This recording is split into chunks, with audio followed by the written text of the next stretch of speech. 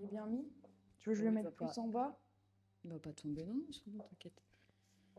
Alors, hop. Ok.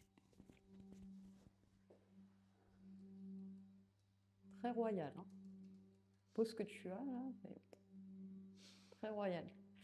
Ok. Le pantalon en velours, peut-être. Comment? Le pantalon en velours, peut-être ça. Ah, c'est l'attitude, ça. Ok, Juliette. Alors, on va commencer. Oui. Ouais, tu peux me dire d'où tu viens à l'origine? Je m'appelle Juliette Van Waterloo. Je suis née à Angers, dans l'ouest de la France, où j'ai grandi et vécu jusqu'à mes 20 ans. Et à 20 ans, j'ai décidé de partir m'installer à Bruxelles pour poursuivre mes études. Ok. Et si tu pouvais me décrire ton enfance, comment est-ce que ça s'est Euh, passé? j'ai eu une enfance très joyeuse, très heureuse. J'ai eu deux parents qui m'ont délivré une éducation très bienveillante, très ouverte, très tolérante. Voilà, où on n'a jamais manqué de rien. C'est du sport, de la musique, des vacances. Voilà. Ok. Et est-ce que tes parents, ils t'ont éveillé à l'art? Un petit peu, oui. Comment? On faisait quelques expositions, des sorties un peu culturelles. Je me souviens d'une exposition qu'on avait fait à la Cité des Sciences où on était immergé dans le corps humain. On suivait le cycle de la digestion à travers des espèces d'installations immersives, quoi. Voilà, donc tout ce genre de choses, ça m'a un peu marqué, quoi. Et est-ce que c'est à ce moment-là que l'art est entré dans ta vie ou plus tard? Non, je dirais qu'il est rentré plus tard. J'ai toujours eu une sensibilité à l'art. J'aimais beaucoup les cours d'art plastique quand j'étais au collège. Je me souviens que j'avais toujours des bonnes notes, j'aimais toujours bien ça. Et puis je faisais beaucoup de loisirs créatifs aussi à la maison. J'ai ma maman qui fait beaucoup de couture et elle nous a toujours un peu incité. On faisait du sable coloré, des perles à repasser, des perles de rocaille, de la pâte Fimo, de la pâte à modeler, toujours plein de petites activités comme ça. Et je pense que ça, inconsciemment, c'est un peu resté en moi. Et puis après, pendant mon lycée, j'avais pris une option art du spectacle. Je faisais aussi des cours d'art plastique. Et après, pendant, je pense, l'année de première, donc j'ai fait une première scientifique, ça se passait bien, mais j'avais pas envie de continuer dedans. Donc j'ai commencé à prendre des cours du soir à l'école des Beaux-Arts à Angers, des cours de modèle vivant. Ça m'a beaucoup plu. Et puis en fait, j'ai découvert qu'on pouvait faire des études dans l'art parce que moi, j'y connaissais pas grand-chose. Mes parents travaillaient dans le milieu hospitalier. Enfin, j'avais pas trop connaissance de gens qui faisaient de l'art. Enfin, en tout cas, je pensais pas qu'il y avait forcément des grandes écoles qui formaient à ça. Je pensais que les gens étaient peintres ou artistes parce qu'ils avaient beaucoup de talent et puis que ça marchait comme ça. Et du coup, j'ai passé les concours d'entrée pour l'école des Beaux-Arts à Angers. Après, pendant mon année de terminale, et j'ai été prise. Et là, tout un monde s'est un peu ouvert à moi. À l'époque, je faisais de la photographie argentique. Euh, J'aimais bien ça. Et puis, c'est grâce à ça aussi que je suis rentrée du coup à l'école des Beaux-Arts. Et en fait, Angers est une ville qui vit par la tapisserie. Il y a la tapisserie de l'Apocalypse qui est conservée à Angers. Il y a le musée de la tapisserie contemporaine, le musée Jean Lursa. Enfin, c'est inscrit dans le patrimoine angevin. Et l'école des Beaux-Arts à Angers a une spécialisation en technique textile. Et là, j'ai découvert les ateliers. Je me souviens, j'étais avec ma maman aux portes ouvertes et elle, comme moi, ça a été le déclic. Et je me suis dit, c'est ça que je veux faire. Et du coup, là, j'ai commencé à toucher un peu au textile en première année, mais pas beaucoup, parce que comme c'est des troncs communs, on fait tout, de la sculpture, du dessin, du design, de la peinture, des trucs qui me plaisaient pas.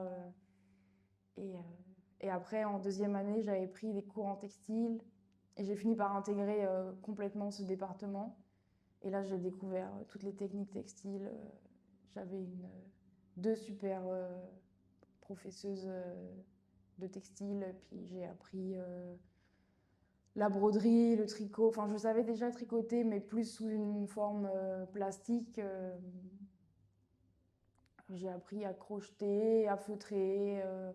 J'ai appris la tapisserie basse lisse, tout un gros bagage technique.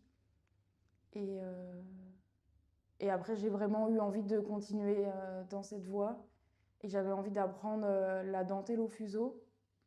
Et c'est là, à partir de ma 3e année à Angers, où j'ai passé les concours d'entrée pour l'Académie royale des beaux-arts de Bruxelles, où j'ai été prise pour mon master. Et j'ai fait 2 années de master où j'ai pu apprendre la dentelle au fuseau et un peu plus approfondir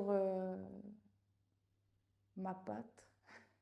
Enfin, un peu plus comprendre comment ça marchait, m'intéresser à différents types de fibres, des textures, des matières, et puis pointer un peu plus du doigt ce que j'avais envie de dénoncer, ce que j'avais déjà commencé avant, mais où j'avais plus envie d'être... j'avais envie d'y aller plus à fond, quoi. Parce que j'avais aussi cette expérience et un peu plus de confiance en moi, parce que ça se passait bien ma scolarité. Du coup, je me suis dit, allez, il faut y aller. Faut aller où? Bah, il faut dénoncer, il faut s'emparer des questions de société aujourd'hui. Il faut qu'on... Je pense qu'en tant qu'artiste, on a le droit, mais je pense que c'est peut-être pas un devoir, mais on se doit en tout cas de transmettre des messages, d'être un peu, pas porte-parole, mais d'être un peu, de représenter ça pour que les générations actuelles et même les générations futures se disent oh waouh, il y a des artistes qui ont osé dénoncer, qui se sont emparés des sujets de société aujourd'hui, que ce soit les luttes féministes, écologiques, contre les violences policières, dénoncer l'homophobie, le racisme, la xénophobie et porter des messages politisés pour que des gens qui soient concernés se disent oh waouh, il y a des artistes qui font ça, mais c'est incroyable quoi. Même s'il y a une seule personne qui se dit ça, je pense que c'est assez. Enfin, le job est déjà fait quoi. Enfin, c'est déjà pour moi une réussite quand il y a des gens qui sont transportés par mon travail. Je me dis ok, j'ai pas besoin qu'il y en ait des millions supplémentaires, c'est assez quoi. Ok. Et du coup, qu'est-ce que tu essaies de dire ou de réparer à travers ton travail? J'essaye de... Je vais peut-être parler en plusieurs catégories, mais je pense que tout est un peu lié. J'avais commencé à Angers sur une série de napperons brodés que j'ai récupérés et que j'ai rebrodés avec des textes de loi qui ont un peu façonné les droits des femmes en France, leurs conditions d'accès à la contraception, le droit à l'avortement, travail égal, salaire égal, le droit de vote. Et c'était plus un... Je dirais que c'était essayer de réparer, mais aussi essayer de porter une mémoire et de transmettre ça et de se dire que en fait, c'est des textes de loi parce qu'ils étaient tous datés sur le napperon. C'était il n'y a pas si longtemps. C'était le droit de vote, c'était il y a moins de 100 ans, c'est tout nouveau, c'est tout frais. Et c'était aussi pour qu'on se souvienne des luttes qui ont été menées, des combats qui ont été menés, parce qu'on n'a pas obtenu le droit de vote en votant. Et c'était un peu essayer de se souvenir de tout ça et essayer de transmettre aussi que les gens, quand ils voient ça, ils se disent ah oui, c'est vrai, en fait. Puis un peu un devoir de continuer à lutter aujourd'hui. Il y a un des napperons qui porte un des articles de la Déclaration des droits de l'homme et des citoyens et qui dit que quand le gouvernement viole les droits du peuple, l'insurrection est le plus indispensable des droits et le plus sacré des devoirs, quelque chose comme ça. Et ça montre qu'en fait, bah, on a le droit de manifester, on a le droit de ne pas être content. Et quand on est face aujourd'hui à un gouvernement qui ne nous écoute pas, on a le droit et on a même le devoir en fait de s'insurger et de dire haut et fort que on n'en veut pas quoi. Ok, donc réparer la perception qu'on a de notre place dans la société, de notre rôle, de ce qu'on doit faire, de nos devoirs. Oui, et puis de notre identité aussi en tant que personne. Euh, on a des droits, on a des devoirs, on est... Essayer, oui, comment je vais formuler? Essayer de dénoncer des choses et puis en même temps d'essayer de fixer un peu cette colère. Aujourd'hui, je pense que ça va mieux parce que j'ai appris des moyens de lutter et puis j'en apprends de plus en plus. Et puis, il y a beaucoup de choses qui se figent dans ma création artistique, mais il y a une époque où j'étais en colère contre beaucoup de choses parce que j'ai eu une éducation très bienveillante, très tolérante. Et puis, en fait, quand je me suis retrouvée à 14-15 ans confrontée à de l'homophobie ou à du racisme que certains de mes amis pouvaient subir, ça m'a heurtée parce que moi, j'ai pas du tout été éduquée comme ça. Et je me suis dit, mais c'est quoi ça? Ça devrait pas être là. Et un peu tout, cette colère qui s'est un peu mélangée. Et puis voilà, après, je pense la découverte à l'adolescence, un peu après, de tout un système politique, de oui, de tout ça, où en fait tu te rends compte que tout ce système capitaliste, colonial, tout est un peu lié et en fait tout est un peu fait pour conserver cet ordre raciste, bourgeois, colonial. Et en fait, je pense que moi j'en veux pas et puis on est plein à ne pas en vouloir. Et du coup, cette pratique artistique, elle est venue là un peu pour figer ça, pour dénoncer et pour essayer de délivrer un message, voilà, oui, de réparer des gens qu'on n'écoute pas et puis qu'on n'est pas prêt d'écouter en fait, parce que ça a toujours été comme ça et c'est ça qui m'anime. Tu veux que ça change. Oui. Mais il n'y a pas que ceux qu'on n'écoute pas dans ton travail. Il y a aussi la nature.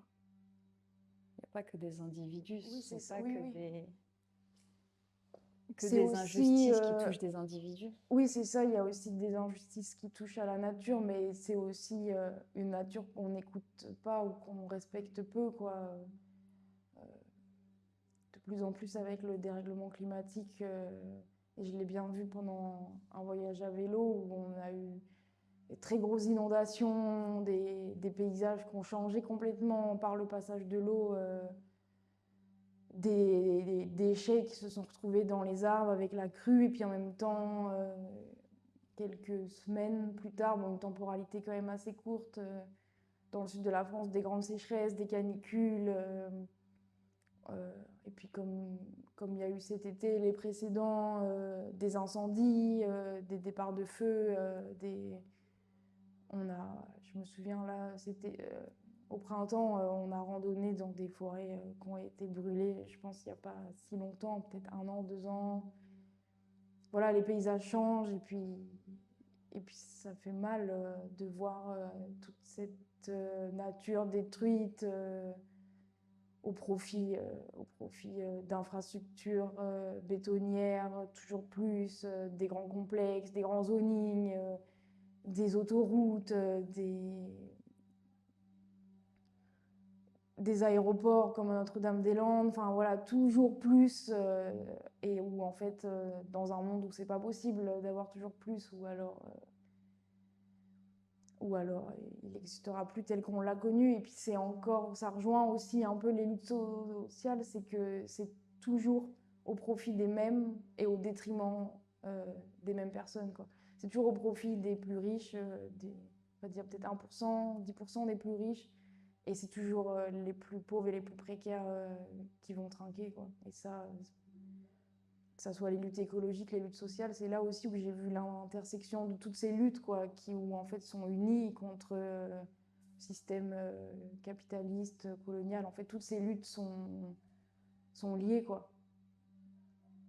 Donc tu pourrais dire finalement que ta pratique artistique, elle est complètement liée à ta part militante.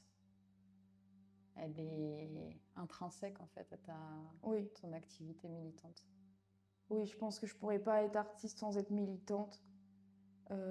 Et inversement aussi, c'est deux choses qui sont liées. Le militantisme passe aussi par la pratique artistique, exposer des œuvres dans des musées, dans des institutions, des œuvres qui dénoncent, bah, c'est là aussi que des publics que je veux toucher. Et puis aller titiller un peu ces gens-là. Et la part de militante est aussi là parce que des fois je refuse aussi des expositions parce que je suis pas alignée avec les valeurs ou parce qu'on me demande d'être politiquement correcte ou alors on me dit ah oui peut-être qu'on va prendre les broderies féministes mais alors les violences policières on n'en veut pas et puis j'ai pas envie d'y aller parce que j'ai l'impression que bah, ça va pas être ma pratique artistique qui est représentée ou alors ça aurait peut-être pas été le moyen ou la manière de me demander les choses non plus et puis je trouve que ça me ressemble pas alors je me dis que c'est pas grave, il y en aura d'autres et puis au moins j'ai l'impression de rester alignée avec les valeurs et les principes que j'ai et ça je pense que c'est très important. De quoi tu es fière aujourd'hui? Je pense que je suis très fière d'être qui je suis. Ça paraît peut-être un peu bateau, mais je suis très fière de la personne que je suis, de l'artiste que je suis, et je suis très fière de la vie que je mène, des valeurs que j'ai, qu'on m'a transmises, mais aussi celles que j'ai apprises par moi-même, puis des choses que je défends. J'ai l'impression, ouais, j'ai l'impression d'être très fière de qui je suis et des valeurs que je porte. Et je n'ai pas du tout honte ni à m'en cacher parce que c'est des valeurs qui sont axées sur des sentiments liés à l'empathie, à la bienveillance, à être humaine au final, quoi. Donc, voilà. Et qu'est-ce que tu aimerais que les gens ressentent lorsqu'ils regardent ton travail?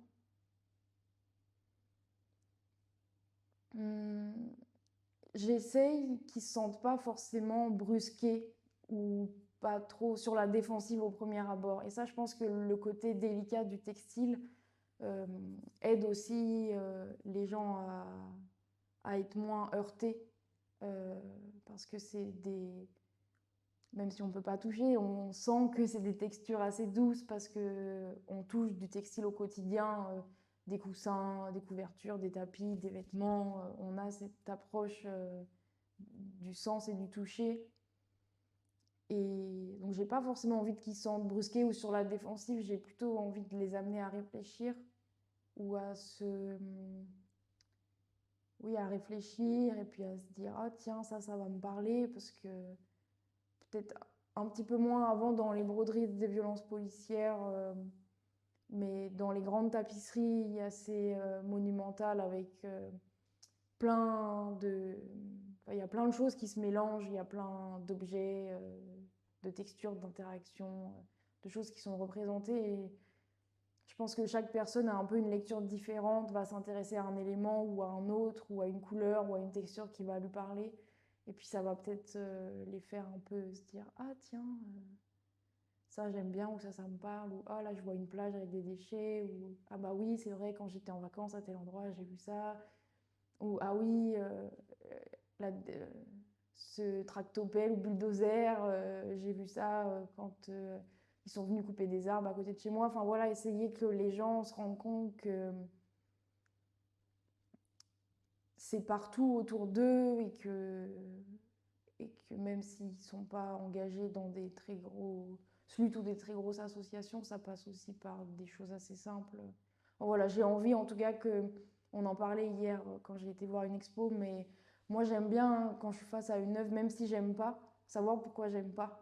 Parce que ça me fait ressentir de l'émotion et ça me fait ressentir des choses et ne pas aimer, savoir pourquoi, c'est aussi ressentir quelque chose face à une œuvre. Du coup, j'ai aussi envie que les gens ressentent des choses, que ça soit positif ou négatif. J'ai aussi envie que pas que ça les stimule et que ça les fasse réfléchir et puis pas qu'ils regardent ça et puis que 2 jours après ils oublient parce que ça leur a rien fait sentir. Et ton art aussi, il décloisonne quand même, parce que tu utilises une pratique qui a longtemps été cantonnée à la sphère domestique. Et tu, tu l'ériges en fait en pratique noble, manifeste. Et qu'est-ce que tu peux nous en dire de ça? Ça a été un peu une évidence quand je suis tombée dans le textile. Et plus j'en ai appris sur la manière dont il a façonné l'éducation des jeunes filles, essentiellement des jeunes filles de bonne famille. Donc plus une femme savait broder, des alphabets différents, meilleure elle était à marier, elle devait faire son trousseau. Puis il y avait une éducation et quelque chose d'assez cloisonnant avec cette éducation. Quand j'ai un peu plus creusé sur le sujet et j'ai rédigé mon mémoire de master dessus, je me souviens être tombée sur des textes euh, qui étaient publiés dans des revues un peu religieuses, qui disaient que en fait, quand des jeunes femmes commençaient à être trop pas comme on voulait qu'elles soient, bah, c'était bien de les mettre à faire des travaux d'aiguille, ouvrages de dames, comme on qualifiait ça, parce que ça courbait le corps et du coup ça pliait l'esprit autour de l'ouvrage, quoi. Et en fait, elles faisaient de la broderie toute la journée et du coup elles n'avaient pas le temps de penser à autre chose ou de faire autre chose, quoi. Et du coup elles avaient complètement, c'était écrit comme ça, quoi, courber le corps autour de l'ouvrage et faire que soit toute rasatinée, quoi. Et je me souviens que ça m'avait assez marqué. Et du coup, plus j'en ai appris sur ces techniques-là et la manière dont ça avait façonné l'éducation, plus je me suis dit, mais il n'y a pas, pour moi en tout cas, il n'y a pas meilleur médium pour être vecteur de messages politisés, quoi. Je me suis dit que c'était une évidence et je me suis dit, ça va être un contre-pied aussi à ça, quoi. Qu'au final, que ça soit que l'aiguille était aussi une arme contre tout ce système-là qui a tellement longtemps façonné l'esprit des jeunes filles. Aujourd'hui, ça vient se pointer contre eux, quoi. Et comment tu vois le rôle de l'art aujourd'hui? Je pense que, je pense que l'art a un rôle très important à jouer et j'ai l'impression d'un côté que on y apporte de plus en plus d'importance. J'ai l'impression, surtout dans les grosses institutions et les musées, qu'il y a de plus en plus de médiations qui sont mises en place, des visites guidées, et pas forcément des visites guidées de 3 heures, juste 10-15 minutes, ça peut suffire voilà, à présenter une œuvre, parler d'un courant et rendre aussi plus accessible à tous et à toutes. Il y a de plus en plus de médiations avec les scolaires, où on va faire attention voilà, à emmener des publics scolaires au musée, puis leur faire découvrir les tableaux de manière un peu moins conventionnelle. Et ça, je trouve que ça participe aussi euh, à l'éveil d'une société. L'art et la culture sont des choses qui, oui, pour moi, qui nous éveillent et puis qui nous élèvent. Pour moi, c'est très. Enfin, j'aimerais tellement que ça soit accessible à tous et à toutes, mais on sait très bien que même la gratuité ne suffit pas à ce que ça soit accessible à tout le monde. Et j'ai l'impression que les choses sont un peu en train de bouger et j'espère que ça va l'être de plus en plus, quoi, parce que pour moi, l'art a un rôle très important oui, c'est ça, dans la construction, dans l'éveil, Enfin, ouais. Et t'aimerais que ton art, il apporte quoi à cette société, à cet éveil, à cette éducation? Bah, j'ai envie que, oui, j'ai envie que les gens y réfléchissent, j'ai envie que ça suscite chez eux des envies de faire, bon, c'est un peu moralisateur peut-être, mais pas de faire plus attention, mais d'essayer de prendre conscience un peu des choses, quoi. J'ai l'impression qu'aujourd'hui, les luttes sont de plus en plus individuelles, beaucoup moins de luttes collectives. Puis dès qu'on a acquis son petit confort, sa petite routine, c'est bien comme ça, mais j'ai aussi envie de... Oui, comme je disais avant, j'ai aussi envie que les gens,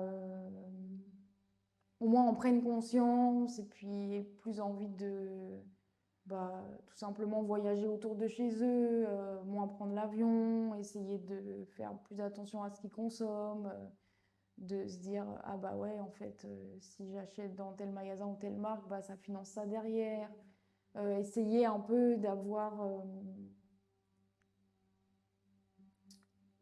de faire prendre aussi conscience qu'on a du pouvoir en tant que consommateur, en tant que citoyen, en tant que personne, et que ça peut avoir du poids sur tout un tas de choses. Ok. Et est-ce que la pratique d'un art engagé, parce que tu es une artiste engagée, est-ce que ça isole? Non. Au début, j'avais peur j'avais peur de jamais exposer, j'avais peur que ça dérange trop de monde. Et du coup, j'avais un peu cette appréhension-là. Et en fait, je pense que ça isole pas, je pense que ça rassemble. J'ai découvert des artistes avec lesquels j'ai exposé, qui ont aussi une pratique engagée. J'ai découvert des personnes du milieu de l'art qui ne sont pas artistes, des commissaires, des critiques d'art, des curateurs, même des gens qui font de la médiation, qui sont engagés. Et au final, je trouve que les relations professionnelles avec ces gens-là sont d'autant plus vraies.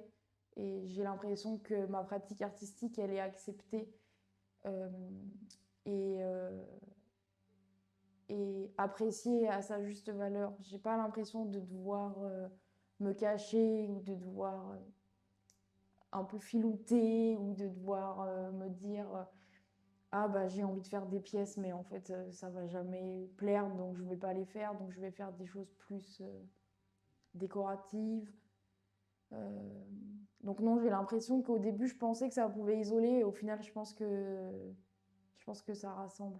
Je pense que ça en tout cas ça m'a fait travailler avec des gens où j'ai eu des relations professionnelles très épanouissantes, qui m'ont fait grandir, qui m'ont vraiment beaucoup apporté. Et, euh, et ça continue encore aujourd'hui, donc je suis ravie.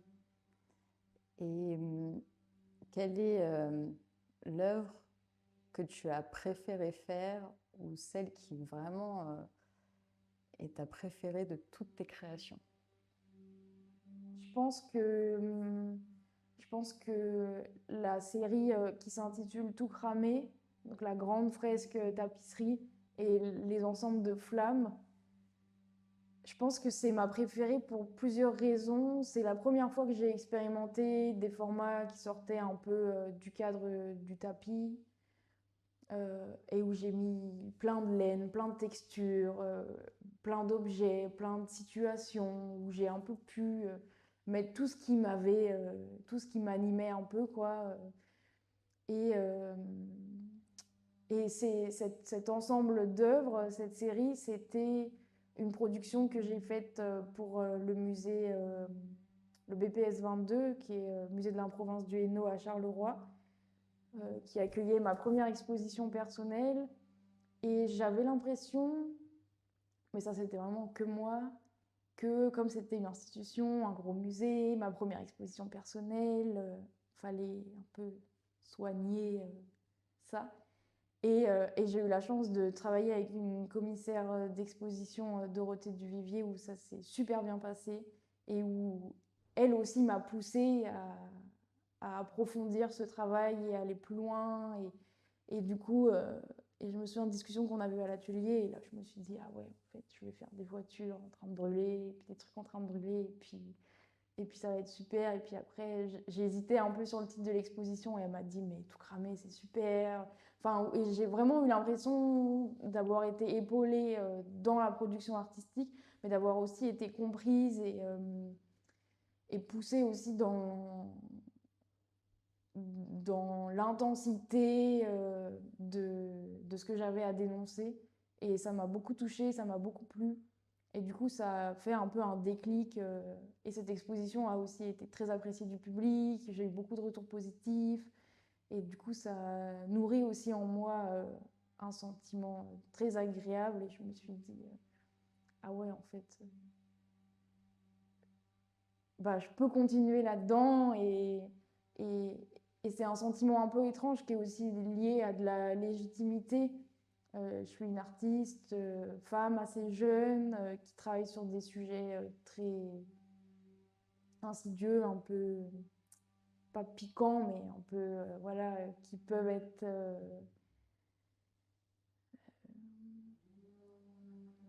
difficiles, quoi, ou un peu, qui peuvent un peu diviser. Et du coup, le fait que cette exposition ait plu, que ça soit dans une grosse institution, et aussi couplé avec les différents prix que j'ai reçus, qui sont aussi des prix parfois de grosses institutions, ça amène un sentiment de légitimité dont j'ai eu l'impression qu'à un moment j'ai eu besoin pour pouvoir continuer. Euh, Parce qu'en même temps, je critique beaucoup de choses sur le système et en même temps, le fait d'être légitimé, enfin, que ma pratique artistique ait reçu une forme de légitimité par ces expositions et par ces prix, ça m'a un peu soulagée.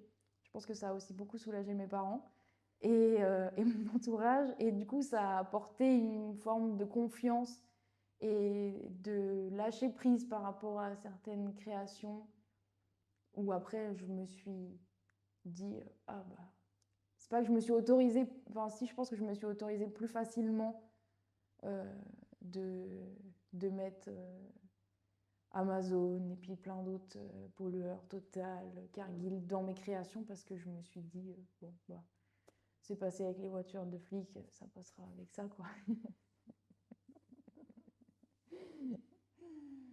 Et est-ce que tu te souviens de retour, par exemple, sur ton expo, ou enfin cette expo-là, ou d'autres qui ont été négatives?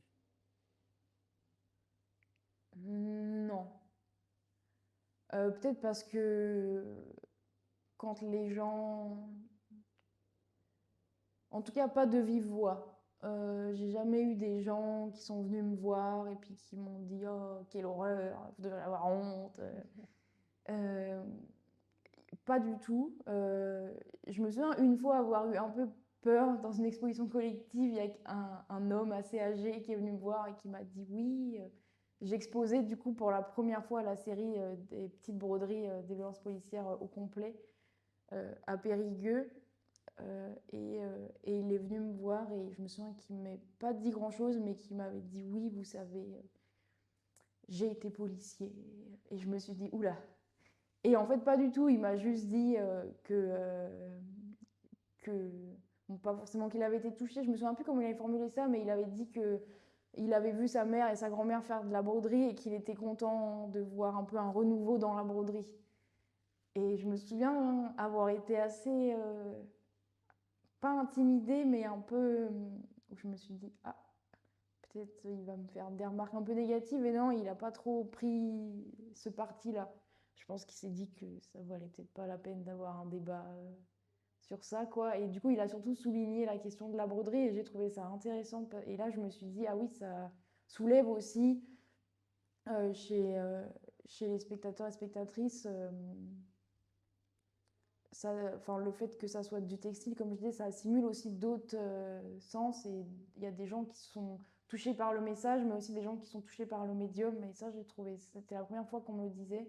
Et ça m'a un peu, ça m'a touchée, quoi. Et non, je me souviens un peu de propos un peu négatifs, mais là, c'est plus sur les réseaux sociaux où les gens sont moins. T'as la question de l'anonymat et des commentaires. Et je me souviens sur une publication sur mon compte Instagram où j'ai dû fermer les commentaires parce que j'avais pas envie de continuer à lire des propos qui m'ont heurté. C'était. une publication d'une broderie qui était dans une grande courte pointe qui disait le sang des règles est le seul qui ne coule pas de la violence, mais celui qui vous dégoûte le plus. Et je sais pas pourquoi, du jour au lendemain, cette photo a été repartagée. J'ai atteint 15 000 likes. Enfin, ça, tu vois, ça, tout le monde a mis en story. Et puis, du coup, ça a engendré quelque chose d'assez colossal, quoi. Ça a touché plein de gens. Et du coup, il y avait des commentaires qui disaient ah, mais oui, c'est dégoûtant. Bah non, c'est faux, moi, je saigne du nez. Et des propos, des fois, un peu violents, un peu percutants. Et puis, ça a duré quand même longtemps. Et il y a un moment où j'ai dit stop. Donc on, on peut bloquer les commentaires sur une publication et je me suis dit là c'est bon, stop quoi. Je recevais même des DM en mode t'as pas honte, sale féministe, tu vois, des trucs où t'es là, oh waouh. Et du coup là j'ai dit non, je ferme les commentaires. J'ai quand même laissé cette publication parce que j'avais pas eu tout envie de la supprimer, ça n'a jamais été là. Mais voilà, pour mon bien-être, je me suis dit allez, on va clôturer quoi. Mais, euh, mais ça encore, c'est une autre position. Ça ne mettait pas forcément en cause ma vie artistique. Voilà, c'était une réflexion de société et plus couvert sur les réseaux sociaux. Donc là, je sais pas, c'était à me demander s'il n'y a pas des gens qui ont créé un compte ou qui ont des comptes anonymisés juste pour défouler et puis déverser leur haine sur les réseaux. Donc voilà. J'ai pas trop prêté attention, ça m'a un peu atteint parce que c'était il y a déjà, je pense, 5 ans, 6 ans.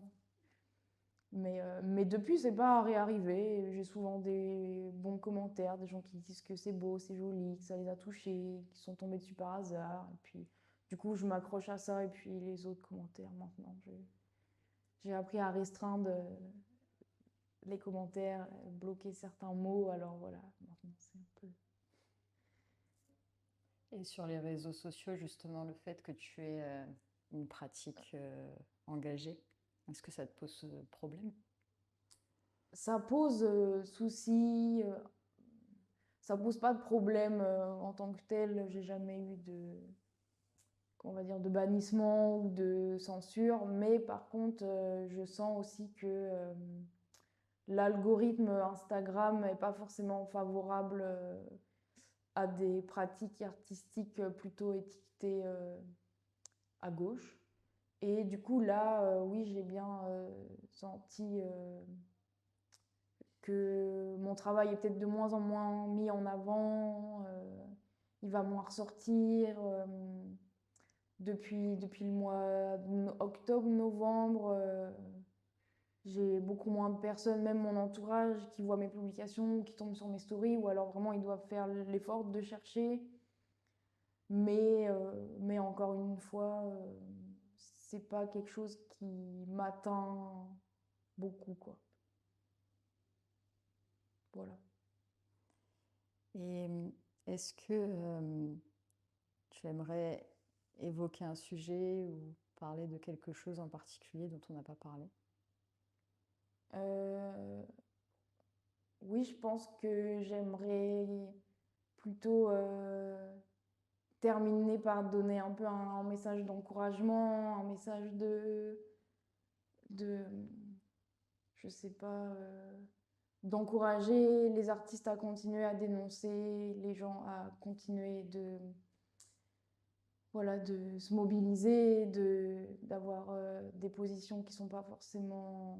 Des fois, on a l'impression d'être un peu tout seul sur des questions de soutien à la Palestine, de dénonciation du génocide. Des fois, j'ai l'impression que ça m'a fait du bien quand il y a eu des pétitions qui sont sorties, d'artistes qui se sont mobilisés et qui ont.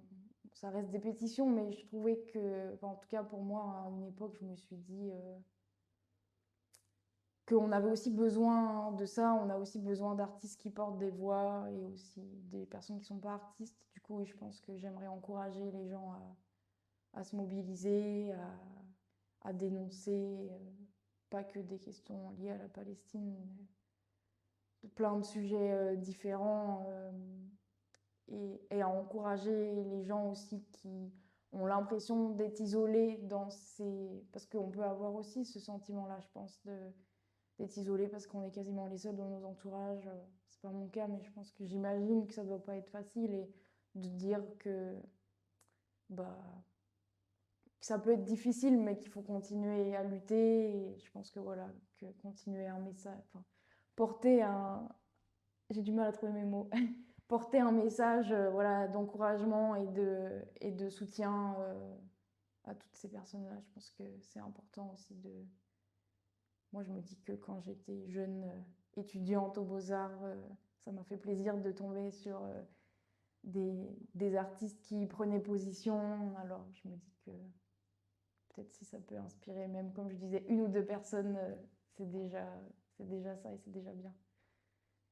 Merci Juliette. On va terminer dessus. Ouais. Super. C'était super. Trop bien. Merci beaucoup. Cool. J'ai parlé bon. J'étais une pipelette, non? Ah bah, pour mon plus grand bonheur. Ouais, ouais.